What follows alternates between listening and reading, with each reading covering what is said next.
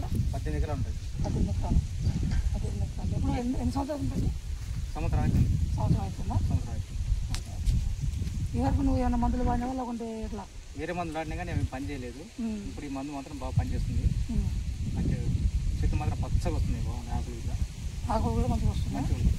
ఈ ఒక్క బాటిల్కి ఎన్ని పంపులకు వస్తుంది? అంటే ఎన్ని ఎకరాలకు వస్తుంది? 3 ఎకరాలకు వస్తుంది. 3 ఎకరాలకు వస్తారా? దీన్ని వాడడం వల్ల నీకు ఎలా అనిపిస్తుంది? మంచిగా అనిపిస్తుంది?